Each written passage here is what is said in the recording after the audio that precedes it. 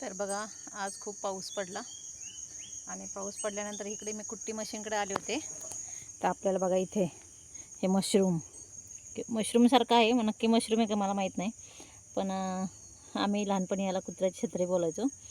पण मक्याचं जे बुरकुंड आहे त्याच्यात हे छानपैकी येतं हे मला माहिती आहे. आणि इथे सगळे मक्याचे बुरकुंड पडलेत कुट्टी मशीनजवळ. तर हे बघा, बघू शकता केवढं मोठी छत्री आली. हे बघा, हे मशरूमच आहे. हे बघा, हे बघा, हे मशरूम सारखंच आहे. अजून एक आले. हे बघा, हे एक आहे आणि हे एक आहे. हे मशरूम सारखंच आहे. मग नक्की मशरूम आहे का काय आहे, नक्की मला कमेंट करून सांगा. आणि इथे एक छोटंसं आले बघा. हे बघा, आता काल का परवा मी कुठे तर बघितलं, त्यांनी हे असं टाईपचंच काढलं होतं मशरूमचं.